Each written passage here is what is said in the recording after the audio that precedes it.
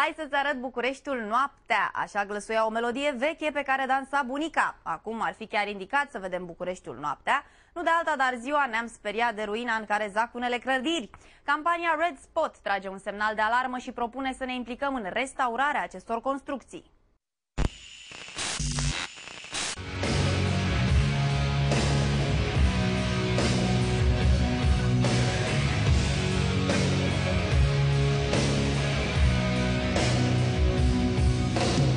Noi suntem grupul Focar, Alina Tudor și Răzvan Neagoie.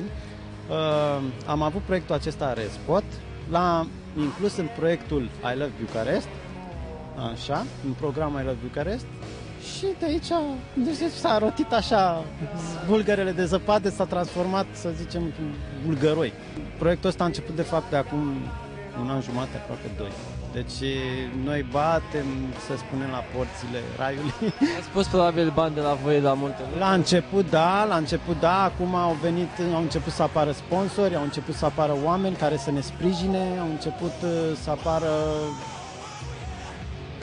Partide media, Șurubei, așa, MTV-ul, așa, și din cauza asta începem să ne facem cunoscute intențiile. Cel puțin proiectul ăsta este o atenționare. Hai să o luăm ca un fel, este o atitudine a noastră și așteptăm de la locuitori. Când spun locuitori, spun autorități, spun tot ce înseamnă locuitori. Așa, un gest. Vreau să știu ceva cifre, contabilitate. Câte case avem? 11, acum fără 3, pentru că nu au fost de acord. Avem vreo 21 de spoturi în diferite zone.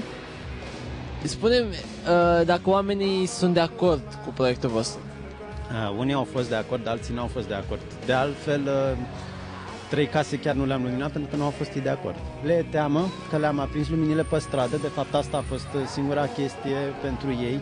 I-am scos din casă, într-un fel, și noi eram băieții ăia care ei au crezut că le punem o bulină roșie ca să le demolăm casele.